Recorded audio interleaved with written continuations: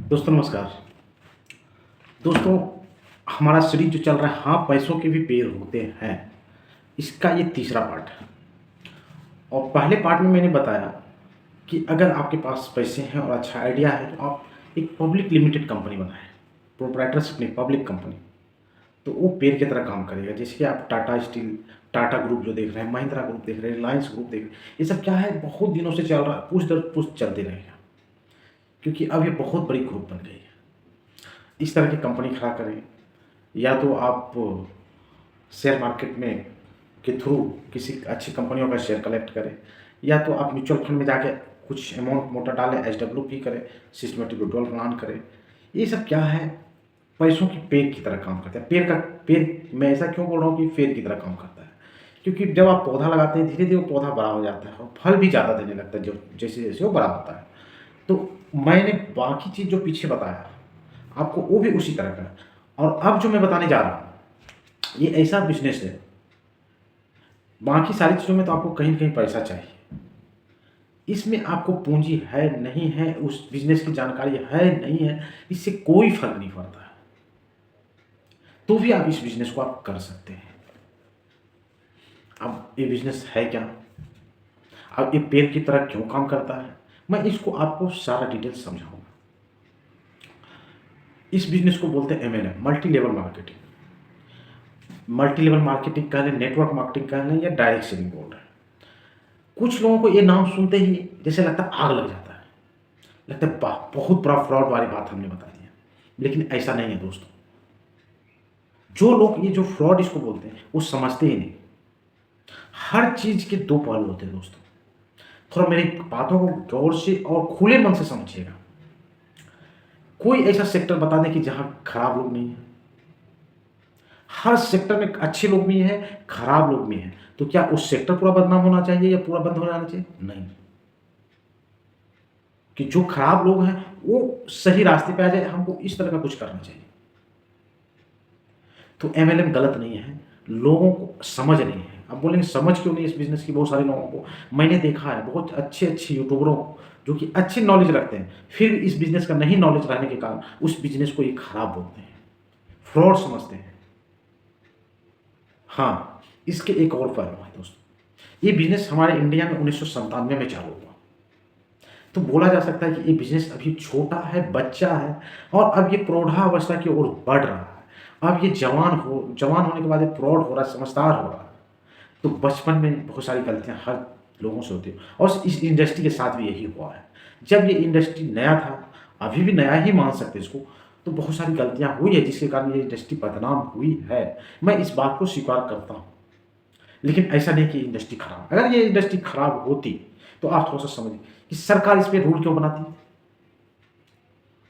2016 में सरकार इसके ऊपर रूल में गाइडलाइन बनाई थी, और 28 दिसंबर 2021 को खाद्य एवं उपभोक्ता संरक्षण अधिनियम के तहत इसके ऊपर कानून भी बना चुकी है। आप इसको गूगल करिएगा और मिलेगा आपको ये। डायरेक्ट सेलिंग हिंदी में भी है, डायरेक्ट सेलिंग को हिंदी में प्रत्यक्ष बिक्री बोला जाता है। आप उसको पढ़िएगा। अगर ये गलत होती तो सरकार सीधे बैन लगा देती। इसके ऊपर रेगुलेशन लाने की क्या या रूल लाने की क्या ज़रूरत है? और दूसरा चीज़, अगर ये इंडस्ट्री गलत होती तो दिल्ली यूनिवर्सिटी में इसके ऊपर पढ़ाई भी होता है MLM के ऊपर, और एक यूनिवर्सिटी प्राइवेट यूनिवर्सिटी और है, सोलोनी यूनिवर्सिटी उत्तराखंड की। इस यहाँ तो डिप्लोमा, डिग्री, बहुत सारे कोर्सेज है डायरेक्ट सेलिंग के ऊपर। ये यूनिवर्सिटी का अपना एक मैगजीन भी है डायरेक्ट सेलिंग के ऊपर, मंथली मैगजीन। बहुत सारे लोगों को रिसर्च करने की जरूरत है इस बिजनेस के ऊपर। एक आम आदमी इसमें जुड़ के अगर सीखे, अपने आप को डेवलप करे और अच्छा खासा टीम बिल्डअप कर ले, तो ये भी पैसों की पेड़ की तरह काम करता है दोस्तों। अब मैं ऐसा क्यों बोल रहा हूँ कि पैसों की पेड़ की तरह काम करता है, क्योंकि जब आप किसी MLM या डायरेक्ट सेलिंग कंपनी में जुड़ते हैं तो धीरे धीरे आप सीखते सीखते टीम बिल्डअप करते हैं। कल आप नहीं भी रहते हैं तो ये सारा टीम और आपका जो आईडी होता है उस कंपनी में, वो आपके नॉमिनी को ट्रांसफर हो जाता है। तो आप जहाँ तक कर पाए थे उसके आगे से अगला बंदा फिर उस बिजनेस को आगे ले जाएगा। जैसे कि आम बिजनेस में होता है कि एक पीढ़ी पौधा लगाती है, दूसरा पीढ़ी उसको और बड़ा करती है, तीसरा पीढ़ी और उसको विस्तार करती है। वैसे इस बिजनेस में भी होता है। ये भी एक बिजनेस की तरह है, बस हमें इस बिजनेस को समझने की जरूरत है। हाँ, अब ये भी है कि ये गाइडलाइन रेगुलेशन सारे बने हुए हैं, फिर भी कुछ कंपनियां गलत हैं। मैं किसी का नाम नहीं बोलूँगा। आपको इस इंडस्ट्री में जुड़ने से पहले आप कुछ रिसर्च करना चाहिए कि हमको किस तरह की कंपनी में जुड़ना चाहिए। ऐसी कंपनी में जुड़े जिसका प्रोडक्ट आपका यूज का हो, यूजलेस ना हो। बहुत सारी कंपनियां ऐसी आज यूजलेस प्रोडक्ट बना रही है, किसी तरह रेवेन्यू उनको चाहिए। ऐसे प्रोडक्ट आपका टीम बिल्डअप हो ना हो, फिर भी आप उसको यूज कर सके, उसको खरीद सके। उस कंपनियों का ऐसा प्रोडक्ट हो कि एक आम आदमी भी यूज कर सके भारत का, उसका प्राइस जो आम आदमी के पहुंच में हो, वो जो प्रोडक्ट हो अनयूजुअल नहीं यूजेबल हो, उस आदमी का यूज का चीज़ हो और लगातार यूज करने वाली चीज़ हो, ऐसी कंपनियों में आप जुड़ें। अब रिसर्च करें इस तरह की कंपनियां कौन सी हैं। काफ़ी कंपनियां हैं इंडिया में, 10-20 अच्छी भी कंपनियां हैं। उसको रिसर्च करें, सारी कंपनियों को देखें, तभी आप ज्वाइन करें। लेकिन अक्सर इस इंडस्ट्री में क्या धोखा खाते हैं लोग, किसी न किसी अपने के कहने से जुड़ते हैं और धोखा खाते हैं और इस इंडस्ट्री को गाली देते हैं।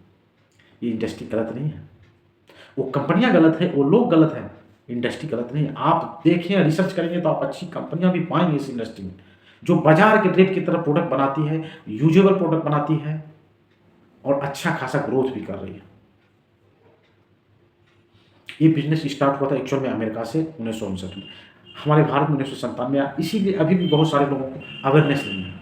मैं एक यूट्यूब चैनल का नाम बताऊंगा दोस्तों, अगर आपको इस इंडस्ट्री का ताकत समझना है, एक YouTube channel chat with Surendra बर्स, आप सर्च करिएगा। उस चैनल पे सारे इस इंडस्ट्री के अच्छे अच्छे लीडर, बड़े बड़े लीडर आते हैं, उनका 10-20 इंटरव्यू आप सुन लीजिए। वो लोग आज जीरो थे, आज हीरो बन चुके हैं। बस हमको इस इंडस्ट्री की समझने की जरूरत है, सही कंपनियों की पहचान कर उसमें काम करने की जरूरत है। अब देखिए कितना सुंदर ये बिजनेस, आपके पास मान लीजिए कुछ नहीं है, पैसा वैसा कुछ नहीं है, लेकिन घर में तेल साबुन से फुलाते हैं, बस उसी को खरीद के आप जुड़ जाएंगे और आपको एक अपलाइन भी मिल जाता है ऑटोमेटिक, जो गुरु के रूप में आपका काम करता है। आपको समय समय पर ट्रेनिंग देता है, आप धीरे धीरे अपने आप को डेवलप करते जाते हैं और टीम बिल्डअप करते जाते हैं। धीरे धीरे आप छोटा रेवेन्यू, पहले तो आप छोटा मोटा इनकम करेंगे, धीरे धीरे आप एक अच्छे खासे इनकम पे पहुंच जाते हैं। जो लीडर एक अच्छा रैंक पे जिस कंपनी में पहुंचे, समझिए उन्होंने पैसों का पेड़ लगा दिया है। उनकी अगली पीढ़ी भी पैसों का मोहताज नहीं रही, उससे अगली की अगली पीढ़ी भी। बस इस इंडस्ट्री को समझने की जरूरत है दोस्तों। बहुत ऐसे सेक्टर हैं जो पैसों के पेड़ की तरह काम करते हैं।